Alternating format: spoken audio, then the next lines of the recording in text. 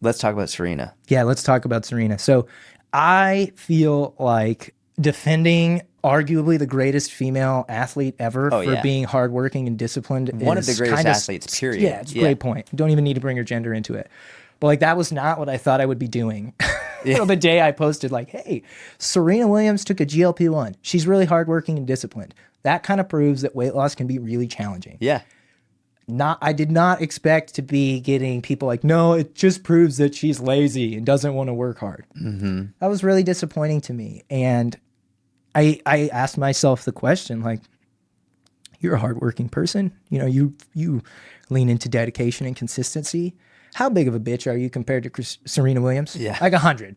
Like, she's 100, you're a 0. She would smoke you. Yes. She's a harder worker than I am. She's probably more disciplined than I am. She might actually be able to physically beat me up. I'm not really sure. Like, what she has accomplished, like if you look at Federer or LeBron or anybody who has had a career where they dominate for a long time, it's because they're unbelievably connected to the tasks and the processes of being excellent. Yeah. Serena Williams, I looked this up on ChatGPT, allegedly like has a 4-hour tennis practice session after she wakes up, has lunch, and then goes and does another one. So she's playing 8 hours of tennis a day. Holy shit. You know what makes it really fucking easy to gain weight? When you were playing 8 hours of tennis every day and then you stop. Yeah. I think that's why she had a hard time losing weight. And it's like, you know why you can't relate to that? Because you're not a professional athlete. Mm-hmm. You don't have 8 hours of exercise a day that went to 0. Of course it's difficult for, like, what eating habits did she have to sustain her career? That now, when she's not active and a mom and not playing as much tennis, she has the same habits. She has to completely rewire her brain's relationship with food. To me, it's actually very reasonable that she took one of these compounds. I will admit she probably made a mistake being used as a spokesperson because people immediately were like, look at this perverse financial incentive. Mm-hmm. Her husband works for the company. Can't you tell, you stupid idiot? She doesn't need him. She's just helping him make money. I don't fucking think Serena Williams needs any more money. Okay? Like, are you serious? Like, I hated that. I was like, oh yeah, you're so right, dude. She's loving it. Like, they're backing up the Brinks truck to her one of her 45 houses she already owns. She's probably doing it, in my opinion, if you search your heart, for non-nefarious reasons. She's probably like, yeah, dude, I've struggled with my weight. My sister, her whole life, really hasn't. This has been a unique battle for me and me alone, and I'm using these compounds to humanize the struggle. Yes. And like, one of my clients, she's a sweet lady. She was like, dude, you know how much that killed my motivation? If she can't do it, what the hell am I going to do? And I was like, I mean this with all the love in my heart. You ain't Serena Williams, honey. like how much, like, you got the wrong flip on this. It's not if she needed it, I'm fucked. I'll never do it. It's like, if she needed it, it's actually okay for you to consider it now. Because like, it just generally creates a permission structure for people to acknowledge this is fucking really hard. Yes. And like, I got into this to help people be healthier, not to have them do it my way.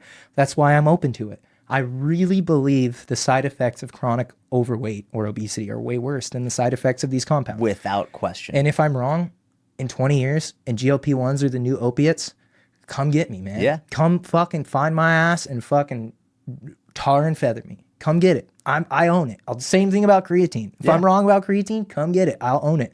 I just feel really confident that these compounds are fine, and that, again, who are you to try to find or gain moral superiority over the greatest female athlete ever because she had a hard time losing weight? Yeah. Who the fuck are you? Correct.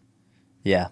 Yeah, I think you bring up great points, especially around the work that she's doing to help normalize it, and to also understand, like, hey, I am arguably one of the greatest athletes of all time, and I struggle with this too. What I saw was actually a huge amount of women hating on her. This is common. Which was so surprising me, because so many of these women are the women who are supposed to be women supporting women. That doesn't happen as much as you think. It was wild to me. I was like, what happened to this phrase that you have in your bio that you talk about women supporting women? It's like, what is going on? And I completely agree. I don't think it was nefarious in any way, shape, or form. I think that her experience with it was probably similar to my experience with it, which was, holy shit, this has been tremendously beneficial For me, it wasn't so much weight as it was around. I've been very overt about my struggles with binge eating, disordered eating when I was younger.